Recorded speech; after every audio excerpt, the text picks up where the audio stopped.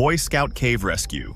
On December 27, 2003, a group of 8 boys and 2 counselors set out for Boy Scout Cave in Florida. Among them were 15-year-old Michael Shiro and 16-year-old Javik Henderson, both eager for adventure. The cave was known for its narrow crawlways and sharp turns, but it was considered safe due to its stable structure. Their counselors were unable to navigate the tight passages due to their size, which is why they decided to stay outside, leaving the boys to explore. The cave's air was cool, and the light from 9 flashlights flickered through the dark passages. The group crawled deeper into the cave, undeterred by the oppressive silence that surrounded them. After about an hour, they reached a particularly difficult section known as the hairpin curve. The narrow passage twisted at a sharp angle, barely wide enough for one person to crawl through. Michael, determined to lead, pressed forward, followed by Henderson. But as Henderson tried to maneuver around the sharp bend, he became stuck, unable to move forward or back. Panic set in as his breathing quickened, realizing he was trapped. Michael crawled back to help, but as he wedged himself into the narrow space, the walls of the cave scraped against their skin, making it harder to move. The group, waiting in the wider section of the cave, grew anxious. For over an hour, the two struggled. Henderson's body twisted painfully in the tight passage, and sharp edges of the rock dug into his ribs and hips. Each attempt to move only seemed to make things worse. As time passed, the situation grew dire. Then, disaster struck. Michael, exhausted and cold, collapsed. Henderson was left in the dark, unable to help his friend. His cries for help echoed in the cave, but the other boys, too afraid to approach, could only panic and watch helplessly. Outside, the counselors were still unaware of the crisis unfolding inside. It wasn't until the boys made their way back to the entrance, frantic and out of breath, that they finally explained what had happened. The counselors immediately extinguished the fire they had lit and called 911. Rescue teams arrived quickly, equipped with tools and experience. Inside the cave, the air was thick with fear. The boys, pale and trembling, huddled together, unable to comprehend the gravity of their situation. The rescuers, understanding the risks of hypothermia and oxygen depletion, moved swiftly to reach Michael and Henderson. When the rescue team reached the hairpin curve, the sight was grim. Henderson was still conscious, but his movements were sluggish and his skin clammy. Michael, however, lay slumped just ahead, unresponsive and cold to the touch. The rescuers worked methodically, chiseling away at the limestone first to widen the narrow passage. Each strike echoed through the cave, adding to the tension.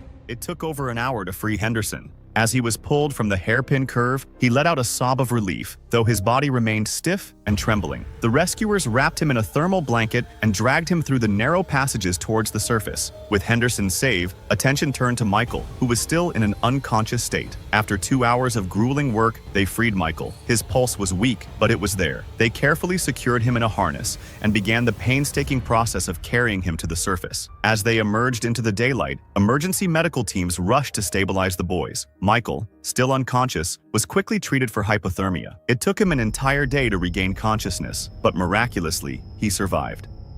Red Knolls Cave Rescue. It was December 21st, 1997, a chilly evening in Arizona, when 5 young men, Brandon Silverhorn, Christopher Reed, Gus Hansen, John Salazar, and Jeremy Platt, set out for the Safford Shafts, a desolate area also known as Red Knolls. This wasn't your typical hangout spot. The landscape was pockmarked with deep pits, some plunging 40 to 60 feet into the hardened bed of what was once an ancient lake. One of the pits was capped by a 4-foot-thick rock covering 60 feet of silt. It was a strange setting for a night of adventure, but that's exactly what they were seeking. They arrived around 9 p.m., armed with gasoline and reckless excitement. In the midst of steep drops and towering cliffs, their attention was drawn to a narrow crack in the rock, barely a foot wide. The plan: to turn this crack into a fire-spewing spectacle. Without hesitation, they poured 4 gallons of gasoline down the crevice. 4 gallons. Then, one of them lit a rag, tossed it in, and stepped back. For a moment, silence. Then, an explosion ripped through the earth. The ground literally blew apart. Fire and debris shot skyward, the fissure expanding into a gaping hole. The sheer force hurled 4 of the men backward, bruised and scraped but alive. But Brandon Silverhorn was standing too close. He had been peeking into the crack when the explosion struck. The ground beneath him crumbled and he disappeared, falling straight down, 40 feet into the pit. The impact was brutal. His leg hit first, snapping with a sickening crack. He tumbled deeper into the crevice, dirt and rock cascading down after him. Before he could react, a massive slab of rock, 3 feet by 5 feet, slid from above, burying him beneath it. He was pinned, twisted at an unnatural angle, his head forced sideways against the rock. His broken leg throbbed with pain, and the pressure on his abdomen and kidneys turned every breath into agony. Dust filled his lungs, choking any attempt to call for help.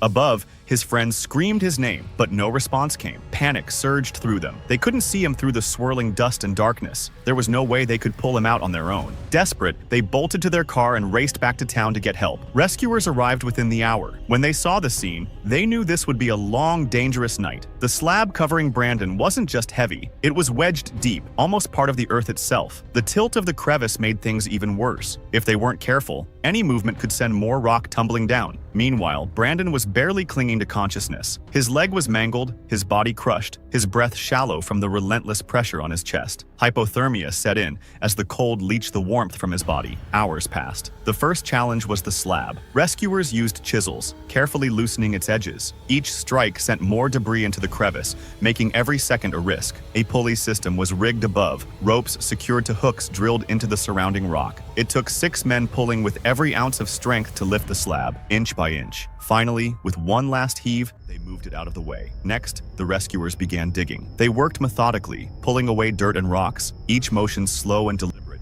to avoid further collapse. Below them, Brandon was silent. Dust had caked his throat, making even a whisper impossible. His mind drifted on the edge of consciousness, wavering between survival and surrender. After grueling hours, the rescuers reached him. To their disbelief, he was still alive. By all logic, he should have been dead. The weight, the lack of air, the injuries, it should have been fatal. But somehow, he was breathing, barely. The final stage was getting him to the surface. Rescuers carefully secured a harness around his limp body, immobilizing his shattered leg. With extreme caution, they lifted him inch by inch, ensuring no sudden movement worsened his condition. Every pull was deliberate, every breath held in anticipation. After nearly 12 excruciating hours, Brandon emerged from the pit. His leg was unnatural, swollen and twisted. His face, pale and smeared with dirt, was drained of life. His body was ice cold, and his breathing was shallow. Rushed to the hospital, doctors discovered he had suffered kidney failure, a broken leg, and severe hypothermia. His survival was nothing short of a miracle. Gunbarrel Passage Rescue.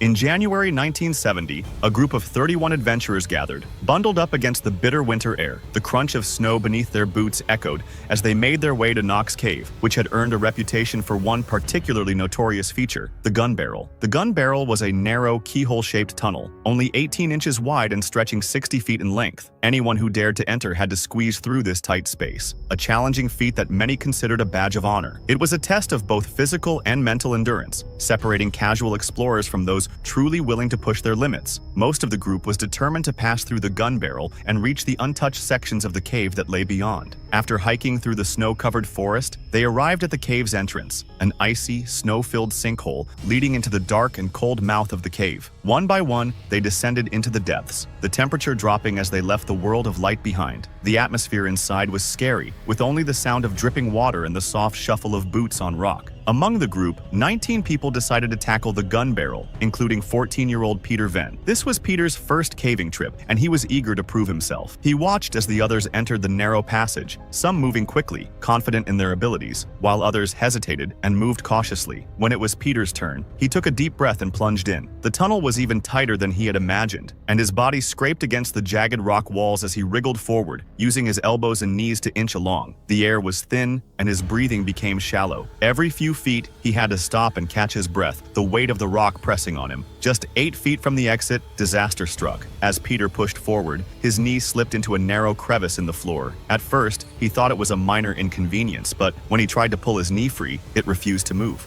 Panic set in. He twisted and pulled, but each attempt only made it worse. His knee was stuck, wedged in the rock. Peter called out, his voice shaking with fear, but the group ahead of him continued moving, unaware of his situation. It wasn't until one by one they realized something was wrong. They turned back to find Peter trapped, blocking the narrow tunnel. No one could move forward or backward. They were stuck. The group tried everything to free Peter, pulling on his leg, twisting his body, shifting him, but nothing worked. Each tug caused him to cry out in pain. Eventually, they had to stop, and time began to drag on in the cold, cramped tunnel. The temperature dropped further, and hypothermia became a real threat. The cavers huddled together for warmth, terrified and exhausted. Outside, the rest of the group began to grow anxious, noticing that the others hadn't returned. One person ventured into the cave to check on them, and when he reached the Gunbarrel, he was horrified to find Peter trapped, with the group stuck behind him. He rushed back to the surface to raise the alarm. By late afternoon, police officers and firefighters arrived. They quickly realized that this was no ordinary cave rescue. The narrowness of the gun barrel made it impossible to simply pull Peter free, and any sudden movements could cause serious injury. Hours passed with no progress. At one point, Peter, delirious with fear and exhaustion, began shouting about a snake biting him, though there was no snake, only his mind playing tricks in the cold, dark cave. As night fell, the situation became more desperate. The temperature inside the cave had dropped to dangerous levels, and if Peter couldn't be freed soon, the cold could claim not just him, but the others trapped behind him.